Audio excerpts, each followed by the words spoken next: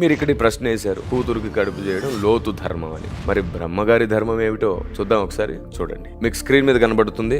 మత్స్య పురాణం 3వ అధ్యాయం శ్లోకం 41, 42, 43, 44. అక్కడ ఉన్నటువంటి శ్లోకాల రీత్యా ఇలా ఉంది. బ్రహ్మ తన కూతురుని మోహించుట వలన తన తపశ్శక్తి నాశనమాయను. అందువలన దేవతలను, రాక్షసులను, మానవులను ఇతర సృష్టి చేయమని తన కుమారులకు ఆజ్ఞాపించాను. ఆ మాట విని వారు అందరూ వెళ్లి సృష్టికి ఉపక్రమించిరి. మరీచి మొదలగు ప్రజాపతులు సృష్టి చేయుటకై వెళ్ళగానే వినయంతో తన కాళ్ల వద్ద వంగియున్న శతరూప బ్రాకెట్లో సరస్వతి అనగా తన కూతురిని పెళ్లి చేసుకొనెను.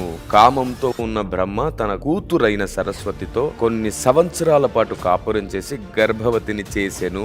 ఆమె గర్భము నుండి స్వయంభువ మనువు జన్మించెను. ఇప్పుడు చెప్పండి, దీనికి ఏంటి మీ సమాధానం? లోతు ధర్మం అన్నారు, ఇది బ్రహ్మ ధర్మమా? ఏం చెప్పాలనుకుంటున్నారు? సమాజాన్ని ఏం చేయాలనుకుంటున్నారు?